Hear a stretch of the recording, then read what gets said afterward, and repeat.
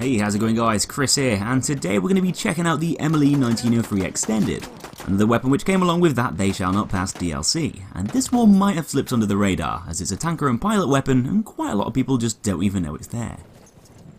So basically, if you've already seen my sidearm guide on the MLE 1903 pistol, then you'll probably already know what this gun's all about.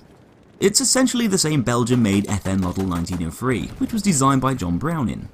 But this one's a bit unique as it's got its very own shoulder stock holster, which actually utilises an extended 10 round magazine as opposed to the standard 7 round mag.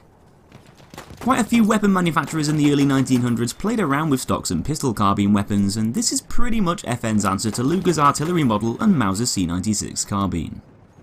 These stocked FN models were part of a Russian contract as the Russians ordered about 11,000 of them, complete with detachable shoulder stocks just before the war, with most of those being used by police forces. The pistol was simply just slotted on top of the stock, and the extra room underneath allowed for that larger magazine, which not only gave the shooter more ammo, but also acted as some extra reinforcement, as the magazine slid up through the base of the stock and directly into the pistol, which helped to keep the two units securely together.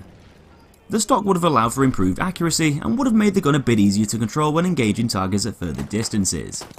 When it wasn't needed though, it could have been dismounted from the stock and used in its pistol form with those 7 round mags. And when the gun wasn't being used at all, it could have been housed in a special compartment at the back of the stock itself. In Battlefield 1, the MLE 1903 Extended is a primary tanker pilot weapon, which came along with They Shall Not Pass, and being a DLC weapon, this means that you won't be able to use the gun straight away. To first unlock it, you'll need to get yourself 75 kills with the Mark V landship. So keep jumping into Conquest and other game modes which support tanks, and just rack up those landship kills. Might take a bit of grinding, but you should get there eventually. So with the extended version basically being the same weapon as the MLE 1903 pistol, it's going to have quite a lot of similarities to the sidearm. But of course it's much more in line with the other pistol carbines which the tanker and pilot classes can equip. With a maximum damage of 30 up to 12 meters and a minimum damage of 30.5 beyond 37 meters, this is pretty much the exact same damage output as the pistol, which makes sense with it being the same gun. This also means that it's going to kill in the same amount of bullets too, as you can take down an enemy player up close in just 4 bullets, but it's going to take more after 16 meters, and can eventually take up to 8 rounds to kill at 35 meters, as that damage drops off over range. With the C96 carbine, the P08 artillery, and the M1911 Extended all having a higher minimum damage value, this means that the MLE Extended is one of the weakest tanker pilot weapons over distance. Though despite packing less of a punch in the distance, the MLE 1903 Extended also has a slight speed advantage, firing at 360 RPM, 60 RPM quicker than the other pistol carbines.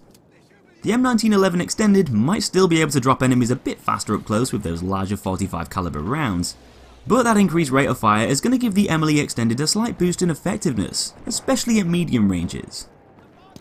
It's the same kind of deal that we got with the MLE 1903 in the sidearms department. A weapon with a bit of a higher rate of fire, with a slightly lower damage at range trade-off. But damage and fire rate aside, it's time to talk about the advantages of that additional shoulder stock. Now the MLE pistol is already a pretty accurate weapon. It's one of the most precise sidearms in the game with a very manageable recoil pattern. But the extended version is going to improve upon this even further, with its vertical kick of 1 and a horizontal recoil value of 0.15. Although its vertical kick hasn't really dropped much, the extended version is twice as accurate as the sidearm, which has the horizontal recoil value of 0.3. So that stock is definitely going to improve your accuracy, which should generally make the gun more effective and reliable to use beyond closer ranges.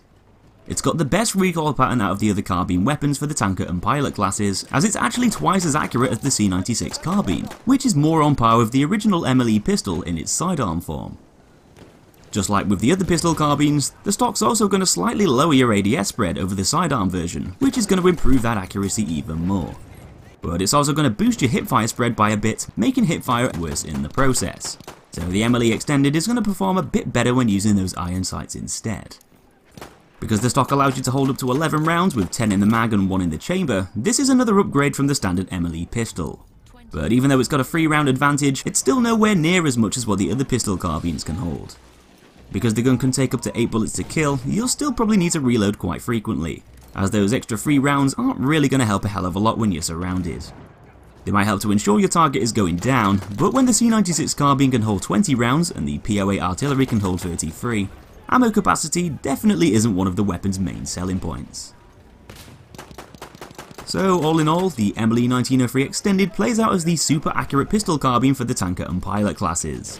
Its main advantages all lie within its recoil pattern, as its horizontal value is a lot lower than the other similar weapons, and this is going to help you stay on target, which makes it a lot more dependable at mid-ranges. Its damage is on the lower side, with it taking an extra bullet to kill further away, though its fire rate makes up for it as it's slightly faster than the other pistol carbines, which tankers and pilots can equip. Although the gun's called the Extended, with its main focus being on that extended magazine, ironically, this is one of the main drawbacks if you're comparing it to the other carbines, as that extended magazine isn't a significant jump up from the standard pistol. It's still enough to do some extra damage, but it's not going to keep you going for as long as the others. The extended version basically functions as an exaggerated version of the sidearm. It's not really going to bring anything totally different to the table, but if you want an accurate and reliable pistol carbine, then the MLE 1903 Extended is a pretty safe bet. But that's just about it for this one, guys. Hope you enjoyed the guide, hit that like button if you did, and subscribe for loads more in the future. Thanks for watching, and I'll see you in that next one.